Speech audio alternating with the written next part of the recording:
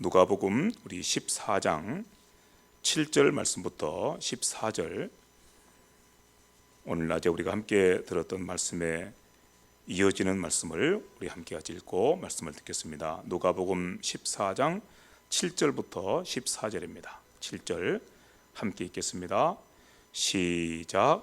청함을 받은 사람들이 높은 자리 택함을 보시고 그들에게 비유로 말씀하여 이르시되, 내가 누구에게나 혼인잔치에 청함을 받았을 때에 높은 자리에 앉지 말라. 그렇지 않으면 너보다 더 높은 사람이 청함을 받은 경우에 너와 그를 청한 자가 와서 너더러 이 사람에게 자리를 내주라 하리니 그때에 내가 부끄러워 끝자리로 가게 되리라. 청함을 받았을 때에 차라리 가서 끝자리에 앉으라. 그러면 너를 청한 자가 와서 너더러 버시어 올라와 앉으라 하리니 그때야 함께 앉은 모든 사람 앞에서 영광이 있으리라. 무릇 자기를 높이는 자는 낮아지고 자기를 낮추는 자는 높아지리라. 또 자기를 청한 자에게 이르시되, 내가 점심이나 저녁이나 베풀거든 벗이나 형제나 친척이나 부한 이웃을 행하지 말라. 두렵건대 그 사람들이 너를 도로 청하여 내게 가품이 될까 하노라. 잔치를 베풀거든 차라리 가난한 자들과 몸 불편한 자들과 저는 자들과 맹인들을 청하라. 그리하면 그들이 갚을 것이 없으므로 내게 복이 되리니 이는 의인들의 부활 시에 내가 가품을 받겠음이라 하시더라. 아멘. 우리는 가끔 대통령이 여러 사람들을 불러서 국정에 협력을 구하는 그런 모습이나 또 함께 모여서 회의를 하는 그런 모습을 보게 됩니다. 그때 대통령 바로 옆에 혹은 대통령이 앉는 그 테이블에 누가 앉아 있는지 우리는 그런 모습들을 그냥 쉽게 지나치고 말지요. 그렇지만 그 자리가 그런 모습으로 우리 눈앞에 보여지기까지 얼마나 심각한 그런 싸움이 그 뒤에 있었는지 모릅니다. 대통령의 자리에 가장 가까운 곳에 앉기 위해서 얼마나 치열한 그런 싸움이 벌어지는지 모릅니다. 우리가 상상하기 어려울 만큼 심각한 그런 싸움들이 거기에 있습니다. 물론 거기에 앉아있는 사람들이 싸우지는 않습니다. 왜냐하면 치사하잖아요. 자리를 갖추고 서로 다투고 있으면 치사하고 좀 이렇게 뭔가 자기가 보잘것없는 사람처럼 보이지 않겠습니까? 그러니까 아랫 사람들을 시켜서, 아니면 아랫 사람들이 자기가 모시는 상관을 위해서 기꺼이 그 싸움을 감당을 하게 됩니다. 그래서 그런 자리를 배열하기 전에 서로 같이 눈치 싸움도 하고 혹시는 대들기도 하고, 여기에 내가 앉아야 된다고, 당신은 저리 가라고, 이렇게 아주 심각하게 이렇게 서로 다투는 다툼이 있다는 사실, 우리는 그냥 모른 채 그렇게 대통령이 앉아서 회의를 주재하거나 혹시는 함께 모이는 모임들을 지켜보고 지나가고 말지요. 이런 모습들이 사람들한테만 있는 것은 아닙니다. 짐승들 세계에서도 마찬가지입니다. 여러분, 동물의 왕국 보셨는지 모르겠습니다. 사자들이 한 가족으로 이렇게 때로 모여 살지 않습니까? 호랑이는 단독 생활을 하는데 사자들은 가족들이 함께 모여서 살거든요. 그 사자들이 모이는 많은 경우는 몇십 마리가 함께 모여서 살기도 하는데, 그런데 그 안에 얼마나 치열한 자리 다툼이 있는지 여러분 아시죠? 서로 목숨을 걸고 싸우죠. 자리를 다투는 싸움할 때는 목숨을 걸고 싸웁니다. 그러다가 죽기도 하고, 그 자리에서, 그 싸움에서 살아남은 사자가 어떤 자리를 차지하게 된 것입니다. 서열이 딱 정해지는 거예요. 그래서 그 싸움으로 서열이 정해지고 나면 감히 자기가 앉아있는 자리에서 다른 자리를 넘보지를 못합니다. 넘보면 죽는 거죠. 그러니까 감히 넘볼 생각을 못합니다. 늑대들도 마찬가지입니다. 함께 모여서 군집 생활을 하는 짐승들은 너나 할 것 없이 그 자리 다툼이 얼마나 치열한지 모릅니다. 엊그제도 제가 잠깐 텔레비전에 나오는 동물의 왕국 다큐멘터리를 보았더니 거기에 물개들이 나오는데, 물개들이 이제 함께 같이 모여서 조그만 그런 바위섬, 거기에 제 거처를 정하고 함께 모였는데, 이 바위섬이 낮으니까 물이 들어오면 이제 바위가 거의 잠겨버린 거예요. 그러면은 서열이 낮은 이 녀석들은 이제 그 바위섬 위에 올라갈 자리가 없죠. 좁아지니까. 그러면 이놈들은 이제 바닷속에서 힘들게 헤엄치면서 이렇게 곳에서 있어야 되고, 서열이 높은 녀석들은 딱 그 위에 높은 자리에 있는 것입니다. 그 높은 자리를 차지하기 위해서 얼마나 치열하게 서로 다투는지 모릅니다. 여러분 혹시 그런 모습 보셨는지 모르겠습니다.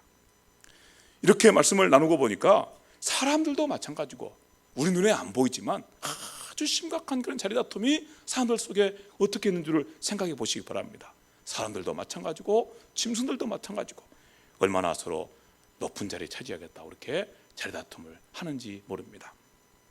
이런 이야기를 함께 듣다 보면은 참 이 마음이 아프다. 좀 뭔가 좀 마음이 불편해지죠. 사람이 어떻게 짐승처럼 이렇게 자리 다툼이나 일삼을까, 이런 생각을 하게 되니까 마음이 아파집니다. 참 그런데 이런 안타까운 모습, 정말 우리의 속을 상하게 할 만큼 그렇게 참 부끄러운 모습들이 예수님의 제자들 속에도 있었다는 사실 혹시 알고 계시는지요? 예수님의 제자들 속에도 그런 모습이 있었습니다. 얼마나 심각한 그런 자리 다툼이 있었는지 모릅니다. 그런데 더 심각한 것은 지금 예수님께서 자기들의 선생님, 자기들의 주님이신 그분께서 이제 십자가 위에서 죽으실 일을 바로 앞두고 계십니다. 그리고 그 사실을 제자들에게 말씀하십니다. 내가 얼마 있지 않으면 십자가에 못 박혀서 죽음을 당해야 될 것이다. 이렇게 계속해서 말씀해 주고 계시는데, 그 말씀을 듣는 순간에 제자들은 무슨 짓을 하고 있었는가 하면 서로 어떻게 높은 자리를 차지할까 자리 다툼을 하고 있었다는 사실입니다. 이 정도 되면 참 심각하지요. 자기의 선생님, 자기들이 너무나 존경하고 사랑하는 그 주님께서 십자가 위에 곧 있으면 죽으시겠다고 말씀하시는데, 죽으시겠다고 말씀하신다고요. 죽으시겠다고 말씀하시는데, 그런데 그것과는 아랑곳 없이 그것은 생각하지도 않고 서로 누가 높은 자리 차지할지 서로 다툼하고 있으면, 이 정도 되면 참 뭐라고 말해야 될까요? 사람도 아니죠. 이 정도 되면 사람도 아니죠. 그런데 이런 모습이, 이런 부끄러운 모습이 예수님의 제자들 속에 있었다는 사실입니다. 또 예수님께서 가장 사랑하시던 제자들이 있었습니다. 베드로와 야고보와 요한입니다. 예수님에게 12제자가 있고, 또 12제자를 넘어서면 70명의 제자가 있고, 또 더 많은 무리들이 이렇게 핵심 멤버로 예수님을 따라다니는 사람들이었지만, 그 중에서도 12명의 제자가 있고, 12명의 제자 가운데서도 3명의 제자, 베드로와 야고보와 요한, 이 3명의 제자가 예수님에게 있어서는 가장 중심이 되는, 그리고 이 3명의 제자는 예수님께서 어디로 가시든지 항상 따라다니던 제자였습니다. 그런데 놀랍게도 다른 사람들도 아니고 이 3명의 제자 가운데서 야고보와 요한이 예수님을 향해서 청탁을 합니다. 그것도 예수께서 내가 조금 있으면 십자가에 못 박혀서 죽음을 당해야 될 것이다 말씀하시는데, 그 순간에 예수님께 가서 청탁을 합니다. 물론 자기 어머니를 동원해서 청탁하였지만 청탁을 합니다. 예수님께서 지금은 이런 모습으로 계시지만, 지금은 이렇게 초라한 모습으로 계시지만 언젠가 큰 영광 가운데 계실 것 아닙니까?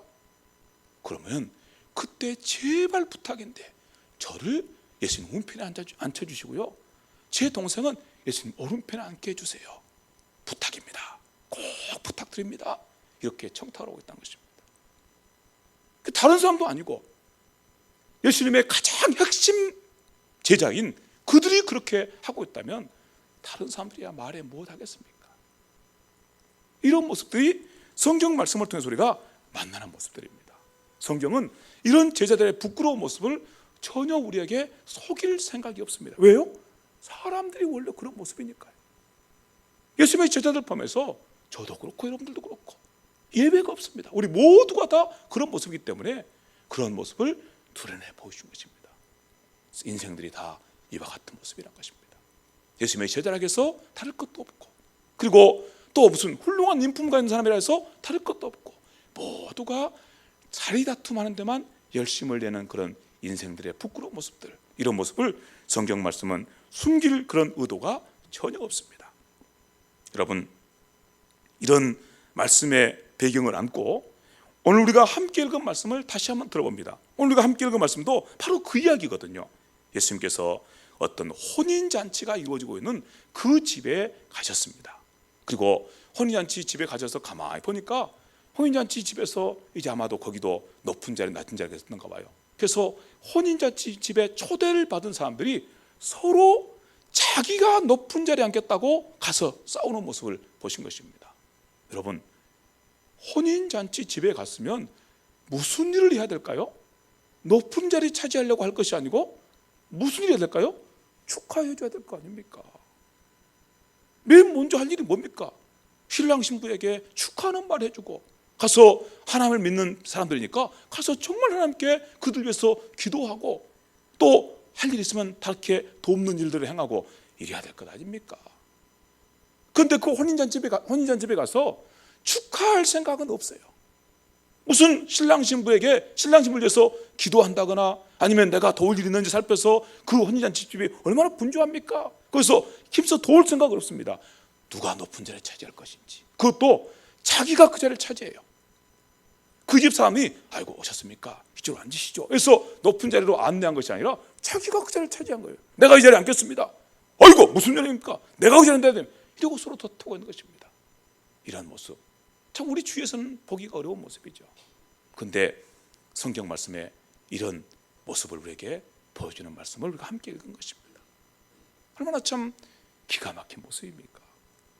앞서 우리가 함께 나눈 말씀대로 하면 이런 정도 되면 참 사람이라고 보기 어렵죠. 사람들이 할 짓이 못 되죠. 이 정도 되면 짐승들이나 이렇게 하는 짓이지 사람들이 이런 짓을 한다고 보기가 어렵죠. 그런데 이런 모습이 지금 예수님 앞에서 벌어지고 있는 것입니다. 이런 모습을 예수께서 가만히 보시고서 이제 하시는 말씀이 이것입니다. 야, 너희가 지금 서로 자리 다툼할 때냐? 여기가 어떤 자리인데 혼인잔치 집 아니냐? 그 여기서 너희가 자리 다툼하고 있을 그런 마음의 여유가 있느냐? 지금 얼른 여기서 축하할 일 축하하고 도울 일 있으면 돕고 하는 것이 옳지 않겠느냐? 그리고 자리는, 너희가 앉을 자리는 너희가 맨 끝자리에 가서 앉으면 좋겠다. 맨 끝자리, 높은 자리에 가지 말고 맨 끝자리에 가서 앉으면 좋겠다고 주님께서 지금 말씀하고 계신 것입니다. 그 말씀이 이렇게 성경에 말씀되고 있죠. 청함을 받았을 때에 차라리 가서 끝자리에 앉으라. 맨 끝자리, 맨 말석, 모든 사람이 앉기를 지원한 바로 그 자리에 앉았으면 좋겠다. 주님께서 이렇게 말씀하고 계십니다. 왜냐하면요, 이 말씀을 가만히 들어보니까 주님께 이렇게 말씀하신 이유가 있습니다. 왜냐하면 누가 어느 자리에 앉아야 될 것을 지정해 주는 사람은 누굽니까? 내가 아니고 잔치 주인이에요. 잔치 주인. 그 잔치를 연 주인이 자기 집에 초대한 손님들 중에서 이 사람은 참 귀한 사람이 여기다 앉혀야지, 이 사람 여기다 앉혀야지 하고 그 집 주인이, 그 잔치를 연 주인이 초대하신 분들을 배정해가지고 자리를 배정해서 앉혀주는 것입니다. 그렇잖아요. 내가 선택해서 앉는 것이 아니에요. 그 손님이 가지고 내가 이 자리에 앉겠습니다 하고 앉았다고 해봅시다. 그래서 이 사람이, 주인이 생각할 때 이 사람은 여기다 앉혀야 되겠다 생각했는데 주제 넘게 사람이 높은 데 앉아있는, 그럼 어떻게 될까요? 내려오시오! 그럴 거 아닙니까? 당신이 거기에 앉을 자리가 아닙니다. 그럴 거 아닙니까? 그잖아요.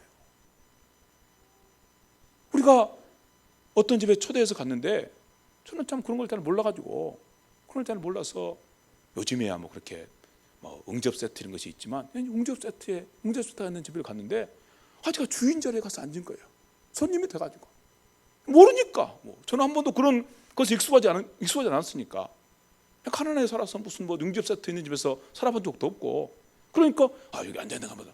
앉았거든요. 했더니 당장 그러시더라고. 야, 거기는 주인 자리입니다. 얼마나 부끄러운지.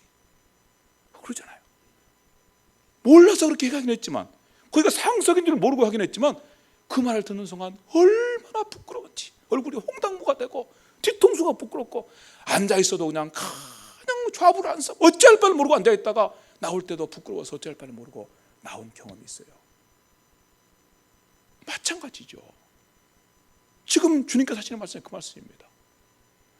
자리를 앉는 것은 내가 선택할 것이 아니다. 주인이 선택할 것이다. 그래서 내가 함부로 높은 자리를 선택해서 앉았다가 주인이 내려와라 그러면 얼마나 부끄러울 일이냐 그거예요. 반대로 끝자리에 앉았어요. 겸손해가지고 내가 겸손해서 끝자리에 앉았다고 끝자리에 앉았는데 주인이 와서 보니까 제가 볼 때는 정말로 귀한 분인데, 제가 볼 때 높은 자리에 앉아야 될 분인데 끝자리에 앉았으면 이거 어찌 여기 앉아 계십니까? 어찌 여기 앉아 이리 오십시오 해서 높은 자리로 그를 모셔가면 그분의 영광이 얼마나 빛나겠습니까? 모든 사람이 그분을 쳐다볼 거 아니에요. 그리고 그 자리에 앉는 모든 사람이 그에게 영광을 돌릴 거 아닙니까? 자기가 높은 자리에 앉았다가 내려온 것하고 낮은 자리에 앉았다가 올라가는 것하고 어떤 것이 좋겠습니까? 상식이잖아요. 주님께서 지금 그 말씀을 하고 계신 것입니다. 너희가 뭘 몰라도 너무나 모르고 있구나. 지금 여러분 눈앞에 그림을 그려보시기 바랍니다. 혼인집 잔치가 열렸습니다. 함께 사람들이 초대를 받았는데 서로 막 자리 다툼을 하는데 자기가 선택해가지고 거기 앉겠다고, 높은 자리에 앉겠다고 다투는 모습을 보시면서 지금 주께서 하시는 말씀이에요. 너희가 몰라도 너무 뭘 모르는구나. 이 어리석은 사람들아. 너희가 그 자리에 앉았다가 부끄러움을 당하면 그 부끄러움을 얼마나 크게 했느냐. 차라리 어디에 앉으라? 끝자리에 가서 앉으라. 같이 한번 해봅시다. 차라리 끝자리에 가서 앉으라. 주께서 하시는 말씀입니다. 차라리 끝자리에 가서 앉으라. 이게 우리 인생들이 이 세상 가운데서 참 존귀하게 사는 방법이다 그거예요.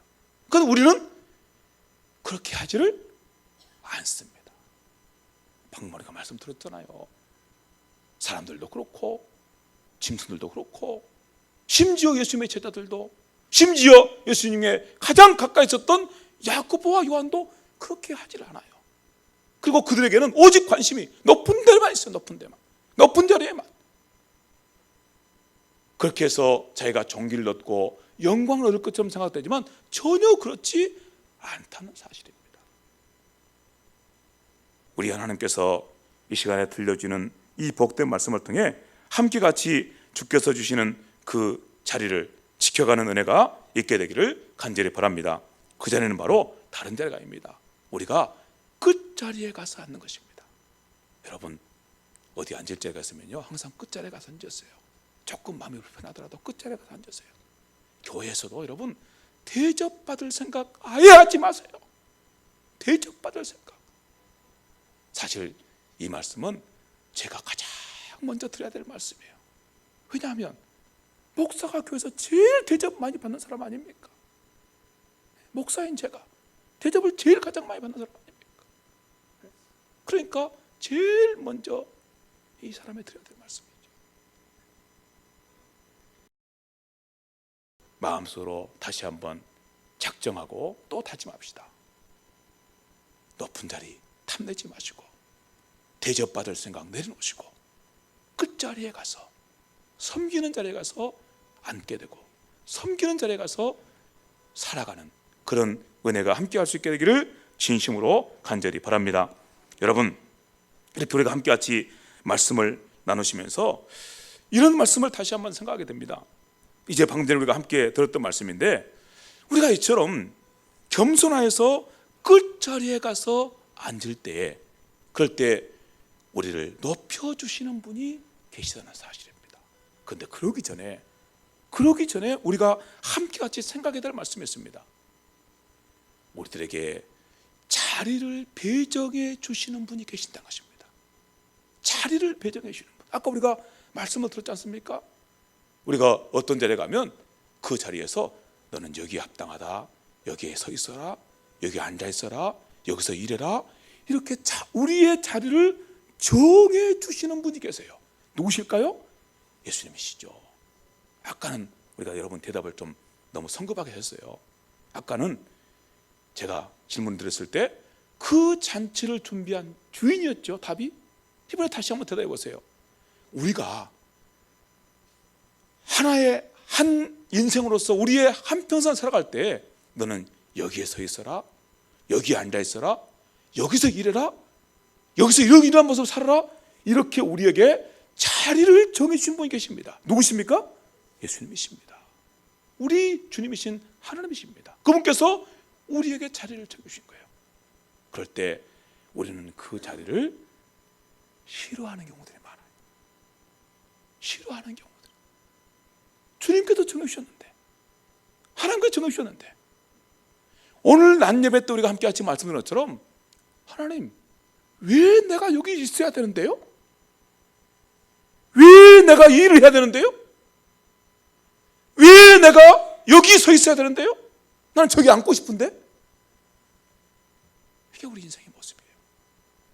저의 모습이고 여러분의 모습.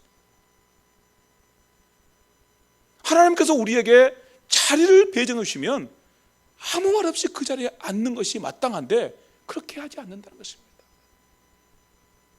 그 자리를 배정해 주신 분을 향해서 불평하고 원망하고 불만 품고 그리고 막 그냥 때로는 소리를 지르고 그렇게 하는 경우들이 우리 가운데 얼마나 많이 있는지 몰라요. 참 서글픈 그런 우리의 모습입니다. 왜냐하면 하나님께서 진짜 주인이시기 때문입니다. 하나님께서 주인이 아니시라면 우리가 하나님을 향해서 그렇게 불평하고 원망하고 대적해도 괜찮을지 모르겠어요. 그러나 진짜로 주인이시거든요. 우리 인생의 주인은 하나님이시고 세상의 주인은 하나님이시잖아요. 믿습니까? 그 믿음을 가지고 있는데 왜 우리가 하나님 앞에 이런 모양 저런 모양으로 불평하고 원망하고 그리고 하나님을 대적하냐 그 말이에요. 하나님께서 세우셨으면 그 자리를 만족으로 알고 그 자리를 내게 인생의 최고의 영광과 복된 자리로 알고 그 자리를 지켜갈 마음을 갖는 것이 마땅하지 않겠습니까? 그러니까 그렇게 하지를 않는다는 것입니다. 이 말씀은 사실 우리가 듣기가 매우 불편한 말씀이에요. 매우 불편한 말씀입니다. 그런데 성경 말씀을 보면은 정말 그런 모습으로 살아가신 분들이 있어요. 우리는 하나님께서 우리를 향해서 야, 너 이런 모습으로 사는 게 좋겠어. 이런 모습 살아. 내가 왜 그런 모습 살아야 되는데요? 하고 불평하고 하나님을 향해서 대적할 때가 많은데 성경 말씀 보니까 정말 그렇게 사신 분들이 계십니다. 바로 사도 바울이라는 분입니다. 여러분 성경 말씀을 이 시간에는 한번 직접 읽어보시면 좋겠습니다. 고린도전서 7장 20절에 나오는 말씀인데 고린도전서 7장 20절 말씀입니다. 한번 들어보시겠습니까? 이런 말씀 우리가 만나게 됩니다. 정말 우리가 받기에 매우 부담스러운 말씀입니다. 그렇지만 성경에 있는 말씀입니다. 한번 들어보시기 바랍니다. 고린도전서 7장 20절입니다. 한번 읽어보겠습니다. 시작. 각 사람은 부르심을 받은 그 부르심 그대로 지내라. 하나님께 너희를 어떤 모습으로 부르셨든지 너희가 부름받은 그 부르심 그대로 지내는 것이 좋겠다라고 말씀하고 있는 것입니다. 우리는 어떻게 하죠? 하나님, 내가 하나님께 부름받았으니까 하나님 나를 좀 새로운 모습으로 좀 만들어주세요. 우리가 그런 마음을 품지 않습니까? 당연하죠. 누구나 그럴 거 아닙니까? 우리가 왜 하나님 믿습니까? 하나님 믿고 더 잘 되려고 하나님 믿죠. 가난한 사람 부자 되려고 하고 그렇죠? 낮은 자리는 사람은 높은 사람 되려고 하나님 믿고. 그런데 여기 놀라운 말씀을 만나게 되는 거예요. 네가 가난함 가운데서 부름받았느냐? 그 자리에 그대로 있었으면 좋겠다. 이게 말이 됩니까? 이게 말이 돼요? 한번 생각 한번 해보세요. 그 성경에 이런 이상한 말씀이 있는 거예요. 이렇게 이상한 말씀. 야, 네가 가난함 가운데 부름받았냐? 그 자리에 그대로 있었으면 좋겠다. 네가 부자로 부름받았냐? 그럼 그대로 있었으면 좋겠다. 목사님, 그런 말이 어디 있습니까? 어디에 근거해서 그런 말씀하십니까? 이해가 안 됩니다. 이해가 안 되시죠? 그 뒤에 나오는 말씀을 들어보세요. 한번 읽어보시기 바랍니다. 21절 말씀 한번 읽어보시기 바랍니다. 21절입니다.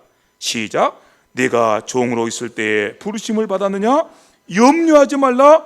그러나 내가 자유롭게 될 수 있거든 그것을 이용해라. 자유롭게 될 수 있거든 이용하지만, 그렇지만 내가 종으로 있는 것, 그것을 내가 불평하지 마라 그 말이에요. 보세요, 그렇게 말씀하고 있잖아요. 그러니까 방금 우리가 함께 들은 말씀을 다시 한번 정리해 보면, 아까 제가 그랬지 않습니까? 내가 가난함 가운데 있느냐, 그냥 그대로 있으면 좋겠다는 말씀. 무슨 말씀이냐면, 하나님께서 우리를 갑자기 부자로 만들어 주세요. 그런데 나는 싫어요, 나는 계속 가난할 거예요, 그럴 필요는 없습니다. 근데 우리 가운데 어떤 사람은요, 가난함 가운데 사는 분이 계세요. 여러분, 지난번에 함께 말씀 나눴지만 가난함 가운데 사는 사람을 정죄하지 마세요. 물론 그분이 생활을 잘못해서 그렇게 사치하고 방탕한 생활을 해서 가난해질 수 있죠. 죄 때문에 가난해진 경우는 그가 정죄를 받아 마땅해요. 그 죄의 습관을 버려야 돼요. 그러나 하나님께서 어떤 사람을 가난함 가운데 두실 수가 있는 것입니다. 가난함 가운데. 하나님께서 어떤 사람을 대단히 죄송하지만 병든 상태로 두실 수가 있는 것입니다. 그런 상태로 둘 수 있는 거예요.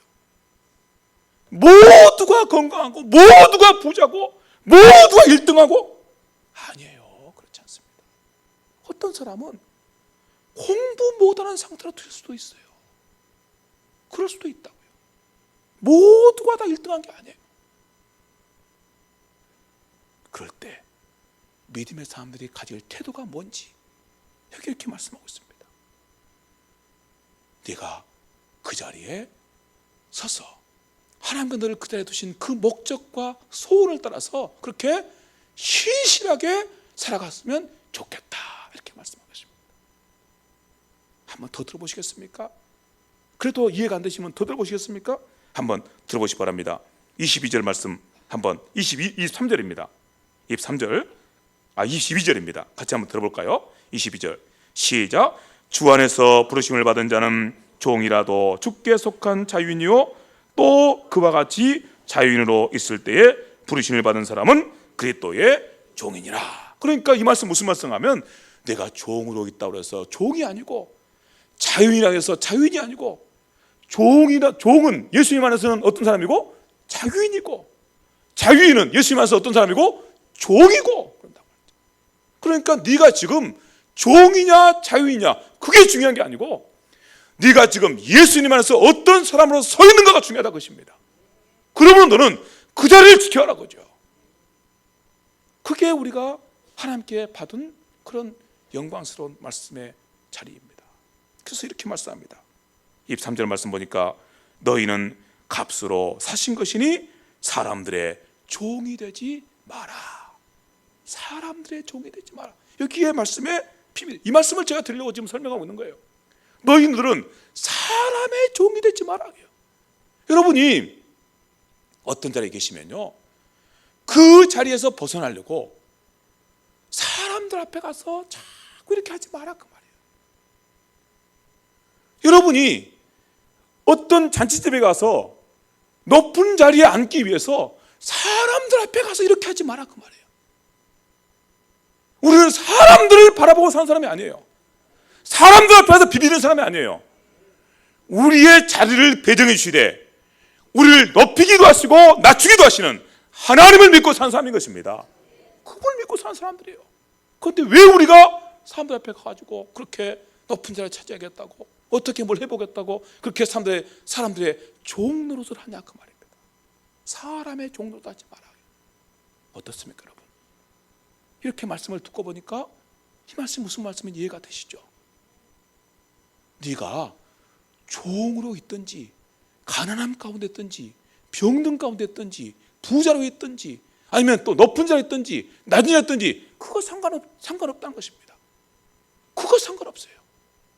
하나님께서는 얼마든지 너를 높이려고 하면 높이실 수도 있고, 낮추려면 낮출 수도 있고, 너를 건강하게 하시려면 건강할 수도 있고, 아니면 너를 그냥 불러가시려면 불러가실 수도 있고, 하나님의 주권이에요.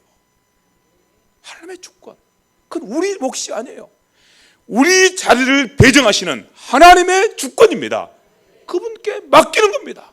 그리고 우리는 하나님께서 세우신 자리에서 어떻게 하나님을 기쁘시게 하고 내 인생 속에서 세상을 유익하게 할 것인지 오직 거기에만 우리의 마음을 두고 걸어간 것입니다.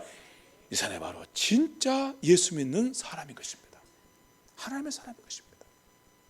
그런데 이런 모습으로 살아가는 사람들을 우리 가운데서 만나기가 너무 어려워요. 너무 어려워요. 이런 믿음으로 사는 사람들을 교회 가운데서 만나는 것이 너무 힘들어요. 그게 우리 슬픔입니다. 대단히 부끄러운 이야기지만 목사님들도 마찬가지예요.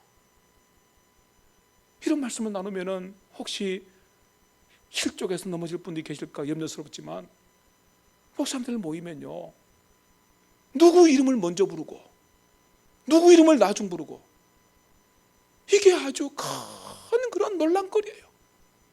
왜 내 이름을 늦게 부릅니까? 우습지 않습니까? 우스꽝스러운 모습 아니에요? 왜 그럴까요? 왜 우리는 그래야 되냐고요? 목사님들 이야기만 하니까 여러분 그냥 세상에 그런 목사님들도 있어? 라고 이렇게 비웃는 표정이신데, 여러분들도 마찬가지죠. 사람이 나를 어떻게 볼 것인지 거기에 온통 관심이 있지 않습니까? 하나님께 나를 어떻게 보실 것인지 거기에는 우리의 관심조차 없지 않습니까? 그래서 큰 안테나를 사람한테 집중하고 살지 않습니까? 누가 무슨 말 한마디 하면 그 말이 우리에게 충격이 되고, 누가 우리를 좀 칭찬해주면 그것이 마치 천하를 든 것처럼 이렇게 하고, 하나님께서 칭찬해 주시는 말씀, 하나님의 책망해 주시는 말씀에는 귀도 기울이지 않는 것이 우리 모습 아닙니까? 이게 우리의 비극입니다. 이 슬픔입니다.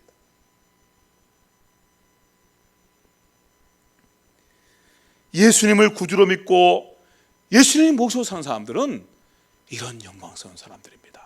다시 기억해 보시기 바랍니다.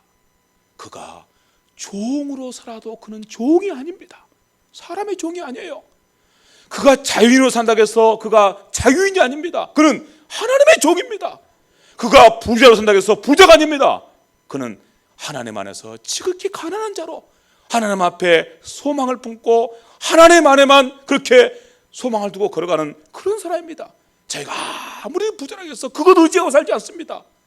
그가 가난하다고 해서 가난한 것 때문에 낙심하지 않습니다. 부유하신 하나님께서 그와 함께 하시기 때문입니다. 그가 병들었다고 해서 곧 죽을 것처럼 그렇게 낙심하지 않습니다. 그에게 영원한 생명과 건강을 주실 수 있는 바로 그분께서 그의 하나님이시고 그의 아버지이기 때문입니다. 모든 것을 초월해 사는 인생, 그가 바로 예수 믿는 사람들입니다. 하나님을 자기 아버지가 모신 사람들입니다. 이런 사람 우리 가운데서 많이 보고 싶지 않으십니까? 여러분, 우리 교회에서 이런 사람 많이 보고 싶지 않으세요? 이런 사람은요, 늘 듣는 말씀처럼 세상이 건드리지 못해요. 돈을 줘보세요. 그가 그의 마음을 얻을 수 있는지, 자리를 뺏어보세요. 그를 위협할 수 있는지, 목숨을 빼앗아 보세요. 그의 마음을 낙담시킬 수 있는지. 없어요. 이게 진짜 예수 믿는 사람이라니까요. 이게 진짜 예수 믿는 사람이에요. 그래서 세상이 어떤 방법으로 그걸 건드리지 못해요. 건드릴 수 없어요. 건드릴 수가 없어요. 이런 사람들, 이런 성도들, 이런 사람 여러분 보고 싶지 않으십니까? 내가 이런 사람으로 서서 살고 싶지 않으십니까? 주께서 주시는 말씀대로 자리 다툼이나 일삼고, 누가 높은 자리, 누가 큰 자리에 차지할 것이나 일삼고, 사람들의 관심 끄는데 온통 그렇게 자기의 마음을 다 거기다 쏟아버리는 그런 인생 말고요. 그래서 하나님 안에서 자기 자리를 발견하고 오직 하나님을 기쁘시게 하고 세상을 유익하게 하는 그 영광스러운 인생의 걸음을 걸어가는 그런 성도, 그런 사람, 그런 하나님의 백성들을 정말 보고 싶습니다. 많이 보고 싶습니다. 우리 시대는 더욱더 보고 싶습니다. 왜냐하면 우리 시대 교회가 그런 능력을 잃어버렸기 때문입니다. 우리 시대 교회 지도자들이 그런 능력을 잃어버렸기 때문입니다. 그래서 얼마나 우리를 부끄럽게 합니까? 얼마나 우리를 슬프게 합니까? 주님의 복음의 영광이 어디로 가버리고 온 세상에 조롱거리로 남아있는 교회의 모습, 교회 지도자들의 모습, 우리가 보면 탄식하지 않습니까? 왜 이렇게 돼버렸어요? 오늘 이런 이유 때문에 우리에게 하나님께서 이 귀한 사경회를 허락하신 줄 믿습니다. 이 사경회를 통해 우리 회복합시다. 우리의 믿음을 회복하고 우리의 주님이 누구신지, 누가 우리에게 자리를 배정해 주시는 분인지, 그래서 우리가 그분의 주권을 인정하고 그분께서 자리를 배정해 주신 자리가 내게 최고의 자리인 줄 알고 그 자리를 즐겁게 지켜가기로 다짐하고 결단하고 나가는 그런 귀한 성도로 함께 일어서시게 되기를 진심으로 간절히 바랍니다. 이런 모습도 우리가 함께 같이 보았는데, 이런 마음을 가지고 사도 바울이 권면한 권면의 말씀을 우리가 함께 듣습니다. 이 말씀도 우리가 너무나 참 감당하기 어려운 말씀인데 이렇게 말씀합니다. 골로새서에 나오는 말씀인데 1장 24절입니다. 나는 이제 너희를 위하여 받는 괴로움을 기뻐하고 그리스도의 남은 고난을 그의 몸된 교회를 위하여 내 육체에 채우노라. 사도 바울이 지금 로마 감옥에 갇혀서 골로새라는 그 도시에 있는 교회에게 보낸 편지의 내용입니다. 여러분이 내 일생을 아십니다. 내가 그동안에 주님 때문에, 내가 그동안에 복음 때문에 얼마나 많은 고난을 받고 살아왔는지 여러분이 아십니다. 여러분들을 위해서 내가 얼마나 큰 괴로움을 당했는지 여러분이 아십니다.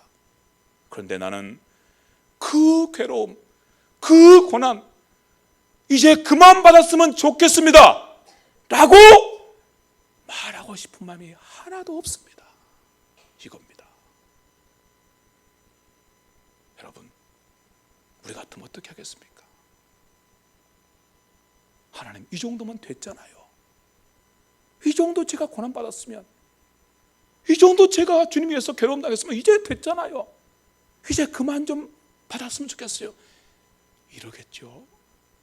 근데 사도 바울은 아니에요. 혹시 내가 받아야 될 괴로움, 내가 받아야 할 고난이 남아있다면 내가 그것도 내 육체에 다 채우기를 원하노라. 다 받기를 원하노라. 이거 상상이 되신가요? 이런 사람이 도대체 누굽니까? 누가 고난받기를 좋아할 사람이 있겠어요? 아무도 없죠. 여러분, 누가 고난받기를 좋아할 사람이 있겠어요?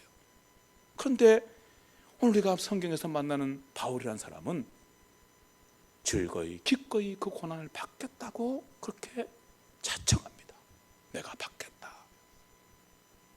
여기서 끝이 아닙니다. 받으려면 자기나 받지. 그러잖아요. 받으려면 자기나 받지.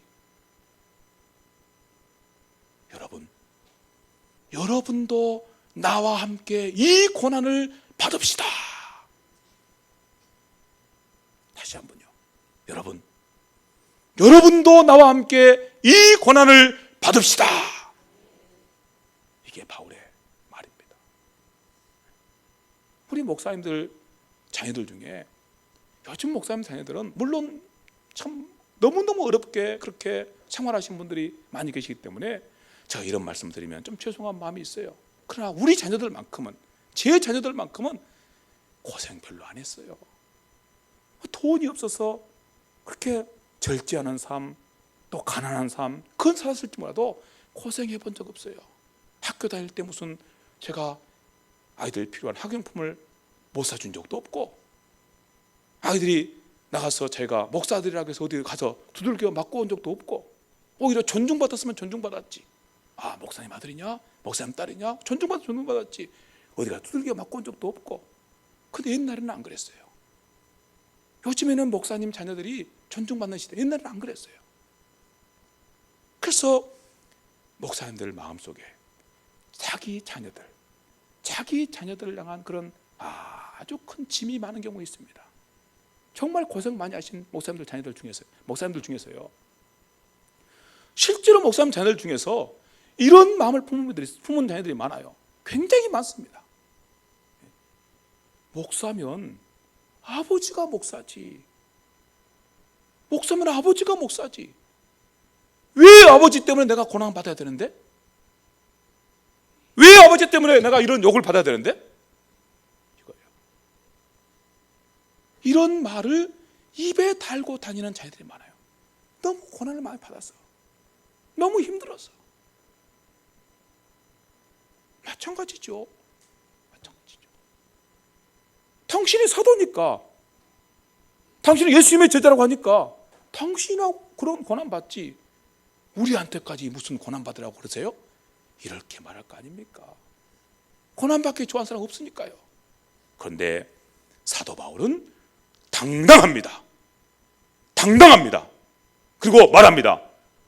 여러분, 내가 평생 동안 주님 때문에, 평생 동안 주님 복음 때문에 괴로움 당하고 고난 당한 것 아시죠? 지금도 내가 이렇게 감옥에 갇혀 있습니다. 내가 혹시 받아야 될 거 있다면 그것도 내가 다 받기를 원합니다. 그런데 여러분, 나만 이 고난 받는 것이 아니고 여러분도 나와 함께 고난 받게 되기를 원합니다. 이게 바울이 하는 말입니다. 얼마나 자신감 있으면 이런 말을 하겠어요. 우리가 함께 들은 말씀 그대로입니다. 하나님께서 우리를 고난받는 자리에 세워두셨으면 그 고난받는 자리에서 그 고난을 감당하는 것이 우리의 몫입니다. 그걸 피하려고 하면 피한다고 해서 되는 게 아니에요. 피하려고 하면 그 피한 것 때문에 우리에게 화가 찾아와요. 하나님의 주인이시니까. 우리가 받아야 될 그 고난의 몫이 있으면 그 사도 바울이 그렇게 말하죠. 나를 충성도에 여기셔서, 나를 믿음직스럽게 여기셔서, 얼마나 나를 하나님께서 믿음직스럽게 여기셨으면 야, 너 정도면 됐다 하고 그걸 맡기냐고 말이에요. 그런 고난을 받게 그 자리에 세워두시냐고 말이에요. 우리 학교에서 참 요즘에는 뭐 체벌 이런 게 없으니까, 근데 옛날에 학교에서 체벌을 할 때, 아니면 또 교회에서 주일학교 아이들을 이렇게 이 참 질서를 잡을 때, 그럴 때 항상 표적이 있어요. 그 학교에서 제일 믿음직스러운 녀석, 그 교회에서 제일 믿음직스러운 녀석, 이 친구는 항상 책망을 받아요. 대표로 항상 책망을 받는 거예요. 맨날 불러다가 혼나고. 그래서 어떤 목사님 아들이 교회에서 하도 선생님이 이 녀석이 또 불러다가 또 혼내고, 저 녀석이 또 불러다가 또 혼내고, 계속 자기만 혼나니까 선생님 왜 나만 혼내세요? 했더니 야, 생각해 봐라. 혼낼 놈이 누가 있냐? 너밖에 없냐? 무슨 이야기입니까? 감당할 만하니까 혼을 내는 거예요. 감당할 만하니까 그 자리에 세워두신 거예요. 감당할 만하니까. 우리는 이 비밀을 모른다. 사도 바울이 고백하는 고백이 그거예요. 하나님, 나를 얼마나 믿음직스럽게 보셨으면, 나를 얼마나 충성되게 보셨으면 내게 이런 자리를 주셨습니까? 아무도 감당하기 어려운 이 자리를 내게 맡기셨습니까? 제가 감당하고 가겠습니다. 이게 바울의 고백인 것입니다. 바울의 믿음인 것입니다. 이런 믿음을 가지고 살아가는 우리 모두가 될 수 있기를 간절히 바랍니다. 여러분이 서 있는 자리에 대해서 불평하고 원망하고 낙담하고 절망하고 그렇게 하지 마시고, 하나님께서 우리에게 주신 이 복된 말씀을 따라 우리의 생각을 바꾸게 되기를 바랍니다. 생각을 바꾸게 되기를. 하나님이 나를 여기 세우셨구나. 주인이신 그분께 세워졌으면 내가 이 자리 지켜야지. 주인 되신 그분께 나를 이 자리에 세웠으면 무슨 뜻이 있어 세우셨겠지. 하나님 감당하겠습니다. 잘 감당하겠습니다. 이런 믿음으로 하나님의 주권을 인정하고 하는 그런 성도들을 우리가 보게 되기를 정말 바랍니다. 여러분이 또한 그런 성도 되기를 진심으로 간절히 바랍니다. 함께 한번 같이 우리의 목소리를 다해서 이야기를 한번 해봅시다. 주님, 감당하겠습니다. 주님, 감당하겠습니다. 이 고백이 여러분 속에서, 여러분 영혼 속에 울려나는 복된 고백이 될 수 있기를 바랍니다. 한번 더 해봅시다. 주님, 감당하겠습니다. 감당합시다. 다시 말씀드리지만 여러분이 왜 나를 여기 세우셨어요 하고 여러분 던져보세요. 던진다고 해결되는 게 아닙니다. 해결되는 게 아니에요. 주님이 그거 세우셨는데요. 우리의 주님께서, 천지의 주인께 나를 거기 세우셨는데요. 내가 그 뜻을 무슨 수로 거역을 해요? 그 뜻을 거역하고 무슨 영광을 구할 수 있어요? 없는 거죠. 없는 거죠. 이 진리를 안다면, 이 비밀을 안다면 오직 우리 입에서 나오는 고백은 한 가지뿐이에요. 주님, 감당하겠습니다. 주님, 이 한마디뿐이에요. 한번 해봅시다. 주님, 감당하겠습니다. 여러분, 입에서 나온 그 복된 고백이 영광스러운 고백이 될 수 있기를 간절히 바랍니다. 이런 분들이 우리 가운데 정말 많았으면 좋겠지만 정말 안타깝게도 우리 가운데 이런 분들이 그렇게 많지가 않습니다. 그래서 성경은 이런 사람들을 일컬어서 적은 무리여 라고 이렇게 말씀하십니다. 제가 이 설교를 준비하면서 적은 무리여 라고 하는 이 말씀을 만날 때 제 마음에 큰 슬픔이 왔어요. 주님, 이 땅에 이런 분들이, 이런 무리가 많이 있으면 얼마나 좋겠습니까? 우리 세종교회 모든 식구들이 다 주님 앞에서 이런 사람으로 서 있으면 얼마나 좋겠습니까?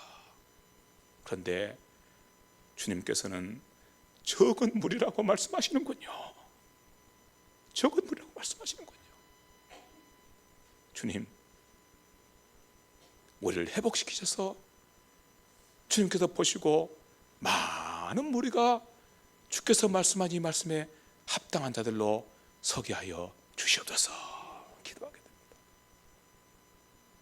적은 무리라고 말씀하신 주님의 슬픔을 함께 헤아려 보시기 바랍니다.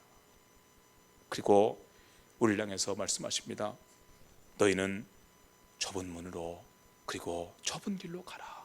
좁은 문으로 좁은 길로 가라. 좁은 문으로 좁은 길로 가는 그 무리는 많은 무리가 아니에요. 넓은 길로 가는 무리는 얼마나 많은 사람이 달려가는지, 그래서 사람들이 속아 넘어가는 거죠. 아, 저기에 뭐가 있는가 보다. 아니고 주께서 우리를 향해서 걸어가라고 작정해 주시고 배정해 주신 그 길은 좁은 길이고 좁은 문이어서 사람들이 가는 것이 적어요. 몇 무리가 안 돼요. 그러나 그 길 끝에 생명이 있고 그 길 끝에 영광이 있고 그 길 끝에 주께서 높여주시는 자리가 있다면 갈 수 있는 거죠. 그런데 문제는 뭔가 하면 우리의 눈에 그게 보이지가 않는다는 것입니다. 주님께서 우리를 배정해 주셨는데, 주님께서 우리에게 그 길을 가도록 배주셨는데 우리에게 그 길을 배정해 주시는 주님의 손길이 보이지가 않는 것입니다. 무슨 말씀인가 하면 우리는요 항상 우리 눈에 보이는 것만 쫓아가요. 보이는 것만, 우리 눈에 지금 당장 보이는 것만. 그러면 안 된다고 말씀하신 것입니다.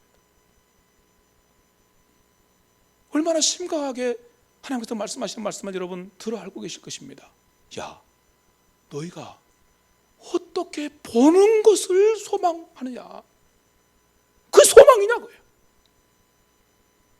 이미 너희 눈에 보이는 것은 그것은 소망이 아니다는 것입니다.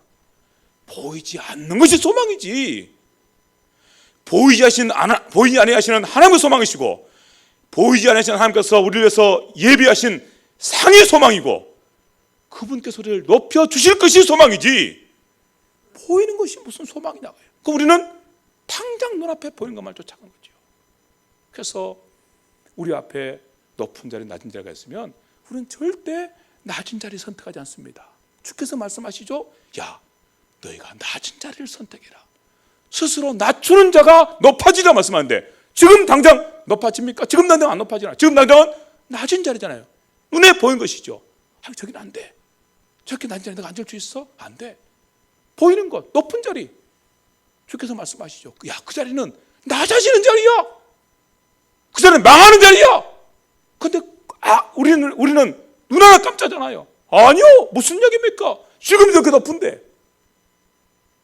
보이지 아니하시는 하나님의 손길을 우리가 보지 못하는 거예요.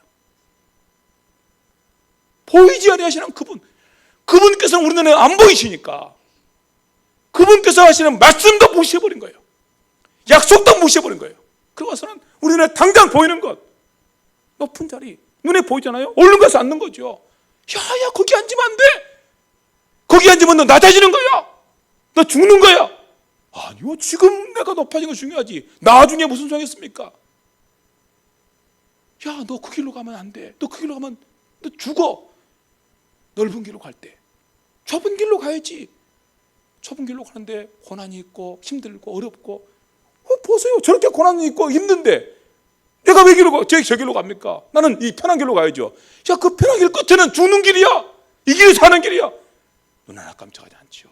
넓은 길로 달려가지요. 이게 우리 모습입니다. 이게 우리 모습입니다. 보이지 아니하신 하나님께서 그렇게 애타게 말씀해 주시는데, 그런 말씀을 우리는 눈 하나 깜짝하지도 않고 귀 하나 깜짝하지 않고, 그리고 내 판단대로 내 보이는 대로 그렇게 가는 인생들이 오늘 이 시대의 사람들이고, 오늘 우리 교회 가운데서도, 우리 교회들, 우리 한국 교회들 가운데 그런 분들이 너무 많은 거예요. 그런 분들이, 교회 지도자들 가운데도 그런 분들이 계시고, 대다수의 교회가 다 그런 것을 추구하는 교회들이고, 그러니 세상 속에서 웃음거리가 되고, 그 세상 속에서 조롱거리가 된 것입니다. 오늘 우리가 함께 읽은 말씀 가운데 그런 주님의 말씀을 만나게 됩니다. 여러분, 주님께서 비유로 들려주시는 말씀을 한번 직접 읽어보시기 바랍니다. 함께 같이 성경 말씀으로 가서 말씀 한번 들어보도록 하겠습니다. 12절입니다. 아까 우리 읽었던 우리 누가복음 14장 12절 말씀 한번 보시기 바랍니다. 여기 이렇게 말씀합니다. 12절입니다. 들어보시겠습니까? 12절 읽어보겠습니다. 시작. 또 자기를 청한 자에게 이르시되 내가 정심이나 저녁이나 베풀거든 벗이나 형제나 친척이나 부한 이웃을 청하지 말라. 두렵건대 그 사람들이 너를 도로 청하여 내게 가품이 될까 하노라. 지금 무슨 말씀하고 계시는가 하면, 야, 너희들이 잔치를 열고 누구를 초대할 때, 그럴 때 너희들은 너희의 친구라든지 아니면 너희의 친척이라든지 너희 이웃이라든지 너희 이웃 가운데 부자들을 초대하지 말라고요. 그 사람들 초대하면 그 사람들이 너를 다시 초대해가지고 너에게 갚아버리면 너는 누구한테 받을 게 없다, 그죠? 누구한테? 하나님께 받을 게 없다고 말이에요. 내 눈에 보기에 야, 이 사람 초대해서 나 대접해 줘야지 이렇게 생각하고 그들을 초대해서 선을 베풀었을지라도 그들이 너를 다시 초대해가지고 너를 대접해 줘버리면 너는 하나님께 받을 상이 없다는 것입니다. 그러니까 내가 초대할 것은 내 친구라든지 친척이나 혹시는 이웃이나 그 중에서도 부자들을 초대하지 말고 이런 사람을 초대하라고 말씀합니다. 들어보십시오. 13절입니다. 잔치를 베풀거든 차라리 가난한 자들과 몸 불편한 자들과 저는 자들과 맹인들을 초청해라. 이런 사람들을 초청해서 대접해라. 그러면 이 사람들은 갚을 힘이 없어요. 그러니까 누가 갚아주시죠? 하나님이 갚아주시죠. 하나님이 갚아주시죠. 그런데 사람들은 어떻게 합니까? 하나님이 갚아주면서 먼 훗날 이야기고 지금 당장 눈앞에 보이는 거 그렇잖아요. 하나님이 갚아줄 거 그것은 있을지 몰라요. 지금 당장 눈앞에 보이는 거. 그래서 제가 이 설교를 준비하다가 가만히 생각해 보니까 우리가 늘 두고 쓰는 그런 속담이 생각났어요. 우선 먹기는 꽃감에 달아요. 우선 먹기는 꽃감에 달아요. 이게 다 우리가 사는 모습이라니까요. 우선 먹기 좋은 것 쫓아가는 거예요. 약속? 보이지 않는 하나님께서 우리에게 주시는 상급? 관심 없어요. 관심 없습니다. 누가 그런 관심 갖습니까? 그런 데다가 자기의 목숨을 걸고, 그런 데다가 자기의 인생을 걸고 걸어가는 성도들을 우리 시대에 쳐다보기가 너무너무 힘듭니다. 없어요, 없어. 그래서 제 마음이 슬픈 거예요. 저를 포함해서 우리가 다 눈에 보이는 것에 눈을 빼앗기고 관심을 빼앗기고, 우리의 주가 되시고 우리를 위해서 십자가 죽으시고 부활하심으로 우리를 그 영광스러운 구원의 자리에 세우신 그 주님에게서는 우리의 눈이 다 떠나가서, 그래서 교회가 이렇게 돼버린 거예요. 교회가 이렇게 돼버린 거예요.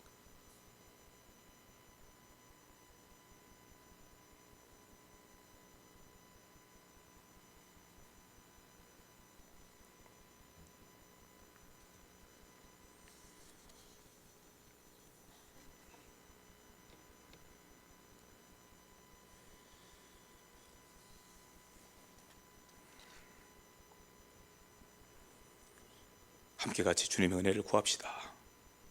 주께서 일하시기를 사모합시다. 우리 눈에 정말 하나님의 그 영광이 보였으면 좋겠습니다. 하나님의 그 크심이 보였으면 좋겠습니다. 우리의 눈이 열려져서 제발 좀 하나님의 영광과 우리를 위해서 일하신 하나님의 그 손길이 보여졌으면 좋겠습니다. 그분의 손길이, 그분께서 우리를 위해서 얼마나 놀라운 일을 켜가시고 얼마나 놀라운 일을 행하고 계시는지 그 손길이 보이고 그 능력이 우리 앞에 보여져서, 그래서 소망을 품고 주님 따라가는 그런 은혜, 그런 역사 함께 회복되기를 진심으로 간절히 바랍니다. 이게 믿음으로 사는 거 아닙니까?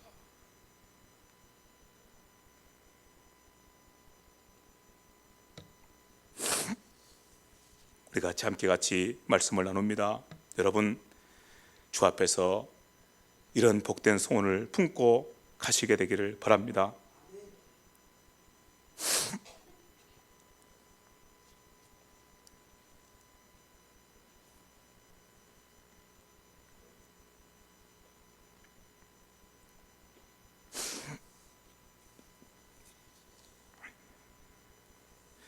자, 우리 함께 같이 이제 말씀을 마치는 길로 가도록 하겠습니다. 이런 말씀들과 함께 같이 들으면서 우리는 지금까지 계속해서 이런 사람들이 정말 귀합니다. 우리 주위에도 없고 나도 이런 모습에서 너무 거리가 멀게 서 있는 우리의 모습을 보면서 참 슬픈 마음, 탄식스러운 그런 마음들을 품게 되는데, 감사하게도 이런 길을 영광스럽게 걸어가신 분이 계십니다. 바로 우리 주 예수님이십니다. 예수님께서 이 세상에 오셔서 그 모진 고난과 고통을 다 담당하시면서, 그러면서 주님께서 그 길을 가졌습니다. 여러분, 사람들의 눈에 볼 때 십자가의 길에 무슨 영광이 보입니까? 십자가에 무슨 영광이 보입니까? 오늘 우리가 볼 때 십자가가 영광스럽게 보이죠. 옛날에는 사형수가 그 형틀에 매달려서 처참하게 울부짖고 죽어가는 그 형틀의 형틀, 우리가 고난 주간에 가끔 그런 말씀을 나눈 것처럼 사람을 십자가에 매달아 두면 어떤 경우는 일주일 동안도 목숨이 끊어지지 않아요. 그 매달려 있는 것입니다. 옛날에는 참 흉악한 짐승들이 많았죠. 날짐승들이요, 매라든지 독수리라든지 와서 눈 파먹고 살 뜯어먹고 목숨이 안 끊어져요. 그냥 매달려 있는 겁니다. 왜 십자가에다 사람을 이렇게 매달아 두느냐? 본보기로 모든 사람 보라고 높은 언덕 위에다가 매달아 두는 겁니다. 봐라, 저런 죄를 지면, 반역죄를 지면 저렇게 십자가 밖에 죽음 당한다. 이런 모습을 예수님 당시 사람들은 항상 보고 살았어요. 그 십자가를요. 그런데 주님께서 그 십자가에 매달려 죽으신 것입니다. 거기에서 무슨 영광을 볼 수 있겠어요? 거기에서 무슨 소망을 볼 수 있겠어요? 거기는 죽음과 고통뿐이죠. 부끄러움뿐이죠. 무능력뿐이죠. 아무것도 할 수 없이 매달려서 사람들의 조롱을 받고 모욕을 당하고 짐승들에 의해서 살이 뜯겨나가는데도 불구하고 아무 손도 쓰지 못하고 그렇게 처참의 고통 속에서 죽어가는 자리 아닙니까? 그게 주님께서 매달려서 죽으신 십자가인데, 그래서 모두가 볼 때 주님의 십자가는 부끄러운 십자가고, 모두가 볼 때 주님의 십자가는 그렇게 무능력한 십자가, 아무 힘도 없는 십자가인데, 그런데 오직 우리 주님 예수님의 눈에 그 십자가가 영광의 십자가로 보인 것입니다. 예수님의 눈에 그 십자가가 승리의 십자가로 보인 것입니다. 그 길로 가셔야만이 승리가 있고, 그 길로 가셔야만이 영광이 있고, 그 길로 가셔야만이 세상에 생명이 기는 것을 보신 것입니다. 그러므로 그 길로 가신 겁니다. 그러므로 그 길로 가신 거예요. 저와 여러분들도 마찬가지예요. 이 세상에서 우리가 하나님의 사람들로, 성도들로 살아갈 때 이게 보여야 됩니다. 이 우리의 육신이 달고 있는 이 눈으로 보는 것 말고, 하나님께서 우리 눈을 열어주셔서 영으로 보는 그 일이 우리 안에 회복되어야 될 것입니다. 그렇지 않으면 우리는 이 땅에서 하나님의 사람들로 우리의 삶을 살아갈 수가 없어요. 앞서 우리가 함께 말씀 나눴던 것처럼 모든 사람이 자리다툼하고 있는데 내가 무슨 수로 거기서 빠집니까? 다 자리다툼하고 있는데 내가 무슨 배짱으로 거기서 빠지냐고요. 하나님께서 내 자리를 배정해 주신다는 그 확고한 믿음이 없이 무슨 수로 그 자리에서 빠집니까? 그렇죠?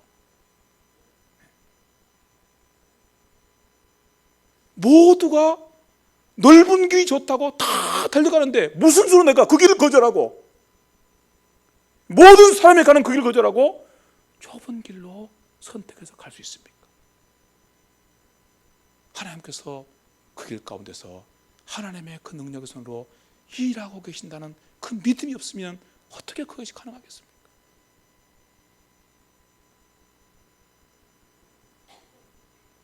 그러므로 다시 한번 주께서 주시는 이 복된 말씀을 서로 함께 나누게 됩니다.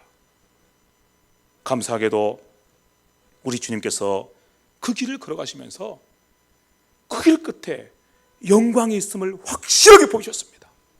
십자가의 끝에 영광이 있음을, 십자가를 통해서 그분이 어떻게 높아지시고 어떻게 영광을 받으셨는지를 증거하는 말씀들을 기억해 보시기를 바랍니다. 여기 히브리서 12장 2절부터 13절에 2절부터 3절에 이런 말씀이 있습니다. 믿음의 주요 또 온전하게 하신 이인 예수를 바라보자. 그는 그 앞에 있는 기쁨을 위하여 십자가를 참으사 부끄러움을 개의치 아니하시더니 하나님 보좌 우편에 앉으셨느니라. 너희가 피곤하여 낙심하지 않기 위하여 죄인들이 이같이 자기에게 거역한 일을 참으신 일을 생각하고 너희도 피곤한 무릎을 일으켜 세우고 믿음의 경주를 잘 감당하기를 바란다. 이게 우리를 향한 권면입니다. 지금 우리 눈앞에 어떤 것이 보이지 않는다고 해서 낙심하지 마시고 하나님께서 우리에게 주신 이 복된 말씀들을 생각하고 이 말씀을 붙잡고 우리가 걸어가는 그 길을 당당하고 탐대하고 부끄러움 없이 힘있게 걸어가시는 우리 모두가 될 수 있기를 바랍니다. 혹시 이런 말씀에 익숙하지 않으신 분들이 오늘 여기 계시면 여러분, 기독교가 여러분이 생각하는 것처럼 이렇게 천박한 종교가 아니라는 사실만 기억하시기 바랍니다. 결코 기독교가 천박한 종교가 아닙니다.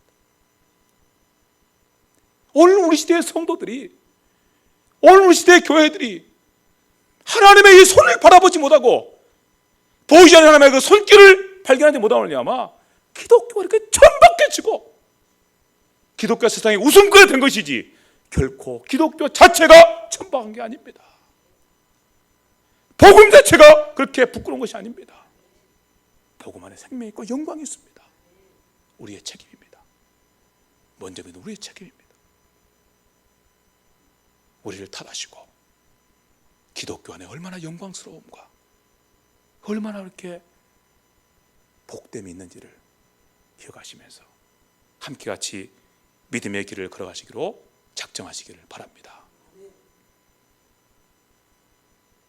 우리 주님께서 하시는 말씀 가운데 마지막으로 우리가 함께 같이 듣고 마치려고 하는 말씀이 있습니다. 그동안 우리가 함께 들었던 말씀을 요약해 주는 말씀입니다. 누가복음 14장 34절과 35절 말씀입니다. 우리가 늘 듣는 말씀입니다. 34절과 35절 말씀입니다.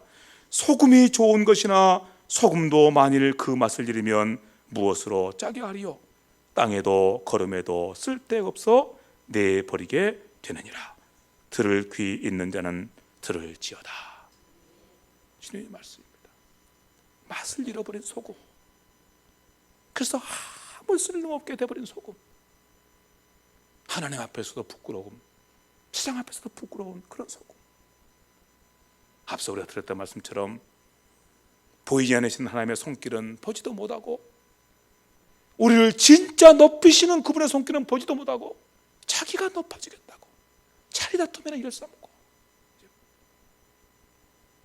하나님께서 우리를 위해서 예배하신 상급에 대해서는 아무것도 알지 못하고, 이 땅의 것으로만 만족하기 위해서 이 땅의 것을 긁어 모으는 데만 온 마음을 다 쓰는 그런 인생.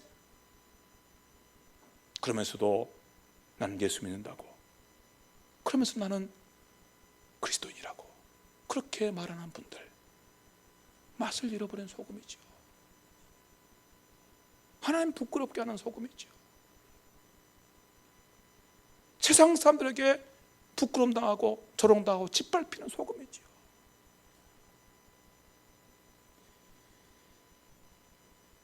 안타깝게도 오늘 우리 시대의 교회 지도자들 속에서 이렇게 맛을 잃어버린 소금의 모습을 보게 되어서 너무 마음이 슬픕니다. 오늘 우리 시대의 교회 지도자들이 그들이 받은 구원의 영광이 무엇인지 알지도 못하고, 혹시 알았더라도 다 잊어버리고, 그리고서 맛을 잃어버린 그런 소금으로 그렇게 서 있는 모습, 그로 말미암아 하나님의 영광이 회방을 받는 그런 모습이 우리를 너무 슬프게 합니다. 부디 간절히 바라고 소망합니다. 제 속에서는 그런 일이 일어나지 않기를 소망합니다. 제 속에서는 하나님께서 은혜로 저를 붙들어 주시기를 소망합니다. 제가 그런 자리를 지킬 수도 없고 하나님의 은혜가 필요합니다. 하나님 은혜로 지켜주시기를 소망합니다. 여러분들은 하나님께서 여러분들과 함께 하시고 보이지 않는 하나님께서 여러분 속에서 역사하심으로 말미암아 세상이 감당할 수 없는 사람들로 일어서게 되기를 진심으로 간절히 바랍니다. 세상 속에서 무릎 꿇고 세상에서 이렇게 끌려다니고 저렇게 끌려다니고 사람의 종으로 사는 것이 아니라 하나님의 종이 되어서 세상을 지배하고 세상을 다스리고 살아가는 영광스러운 그리스도의 종들로 일어서게 되기를 진심으로 간절히 바랍니다. 주님의 손을 보십시오. 우리를 구원하시는 주님의 손, 지금도 우리를 위해서 일하시는 그 주님의 손. 우리 육신의 눈으로는 보이지 않지만 하나님께서 우리의 영의 눈을 열어주실 때, 하나님께서 하늘로부터 빛을 내리셔서 우리에 있는 모든 어둠을 걷어주시고 우리를 빛 가운데 충만하실 때 그 손이 보이게 될 것입니다.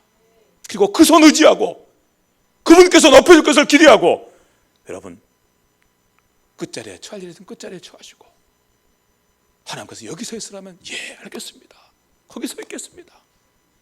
하나님 여기서 있으라면 예 알겠습니다, 거기서 있겠습니다.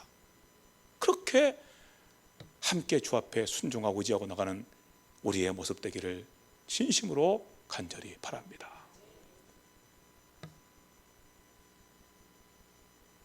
감사하게도 우리 주위에 이런 모습으로 사는 분들이 참 많이 계십니다. 얼마 전에 제가 어떤 목사님을 통해서 간증을 들은 이야기인데, 코스타라고 하는 그런 이 선교단체가 있습니다. 선교단체라기보다는 이 해외에 우리나라 젊은이들이 해외에 나가서 유학생으로 아니면 또 해외에 나가서 이렇게 사는 그 청소년들과 청년들을 이렇게 1년에 한 번씩 두 번씩 모아서 신앙 수련을 하는 그런 수련회입니다. 30년 전부터 시작된 일인데 그 일이 미국에서 시작되고 유럽도 이렇게 다 이렇게 전 세계에서 이루어지고 있는 일인데 거기에 놀랍게도 꿈을 잃어버린 젊은이들이 복음 안에서 하나님 안에서 새로운 비전과 꿈을 발견하고 일어서는 역사가 하나님으로부터 선물로 주어지게 됐습니다. 방금 우리가 말씀드린 것처럼 그전에는 하나님의 손이 보이지 않았더니 그 수련을 통해서 하나님의 손길이 보이게 된 거예요. 그래서 그들이 헌신합니다. 그들 중에는 세계에서 제일 유명한 명문대학 하버드, 스탠포드, 옥스퍼드, 캠브리지 이런 대학에 다니는 아이들, 이런 대학에 다니는 아이들이 얼마나 앞길이 창창합니까? 그냥 그대로 대학 다니면 좋은 직장 만나고 떵떵거리고 살고 그들 손에 쥔 것이 얼마나 많습니까? 그들이 그 명문대학에 있음으로 말미암아 그들에게 주어진 기득권이 얼마나 큽니까? 그런데 이 아이들이 그 신앙수련에 와서 하나님의 손길을 본 거예요. 그리고 자기가 쥔 손에 있는 것을 보았어요. 이건 아무것도 아니에요. 하나님의 약속하신 것이 얼마나 큰지, 하나님의 자기를 통해 하실 일이 얼마나 놀라운지를 보게 된 겁니다. 그래서 놔버린 거예요. 기득권을 놔버렸어요. 내가 하버드 나왔다는 그거 내게 무슨 소용이 있느냐, 놔버렸어요. 정신 나갔죠. 미친놈들이죠. 제가 너무 심하게 말합니까? 미친놈들 아니에요? 그 대학 나와서 좋은 직장 가고 대학 나와서 무슨 일 하면은 얼마나 잘 살 텐데 온 세계에 엘리트로 이렇게 지도자로 살 거 아닙니까? 근데 꼴라버린 거예요. 그러고 나서 얘들이 그렇게 유명한 대학에서 그렇게 공부해가지고 들어와서 제일 오지 포항, 거기는 옛날 이 포항 거기 한동대가 처음 시작될 때는요 그 대학도 아니었어요. 거기로 간 거예요. 서울대학으로 가고 어디로 갈 아이들이 거기로 간 거예요. 얘들이 연변기술대학이라고 이 만주 그 촌구사 거기 간 거예요. 그래서 얘들이 망하게 됐나요? 아닙니다. 그렇지 않습니다. 이 친구들이 그런 일들을 행하는 가운데서 얼마나 놀라운 일이 일어났는지 여러분 아시죠? 이 친구들의 헌신을 말미암아 얼마나 놀라운 그런 젊은이들이 회복되고 세워져서 우리나라의 지도자가 되고 세상의 지도자가 되는지 아시죠? 한동대가 어떻게 인류대학으로 발돋는지 아시죠? 어떤 친구들은 세계에서 가장 가난한 데 간 거예요. 예수님 만나고 나서 하버드 대학 나와가지고. 그런데 그 친구가 그 세계에서 가장 어려운 지역에 갔을 때 그가 거기서 하는 일은 상상할 수 없는 일이에요. 그 아이가 좋은 직장 갔으면 상사 밑에서, 물론 돈은 많이 벌 수 있겠죠. 그렇지만 상사 밑에서 기껏 해야 그 회사의 종으로 살 건데, 이 아이가 가장 어려운 곳에 가니까 거기서 위대한 일을 한 겁니다. 또 위대한 일을 꿈꾸고 나가는 것입니다. 이런 비밀이 있는 것입니다. 이런 비밀이 있는 거예요. 우리 손에 쥐고 있는 것이 전부가 아닙니다. 우리 손에 쥐고 있는 것이 전부가 아닙니다. 하나님 안에 진짜가 있습니다. 진짜가. 그분의 손을 바라보세요. 문제는 우리의 눈이 가려져서 우리가 어둠 가운데서 그분의 손이 안 보이는 것이 문제입니다. 그분의 손이 안 보여요. 그러니까 내 것밖에 안 보이니까 내 손만 붙잡는 것입니다. 그러니까 잘다툼이나 하고 그렇죠. 그분 손이 보이면 우리의 인생을 어떻게 지금과 전혀 다른 모습으로 이런 비밀이 있는 것입니다.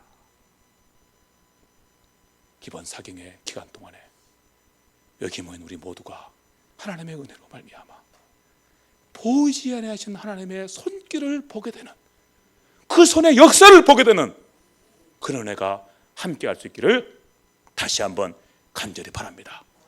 그분께서 높이실 것입니다. 기도합시다.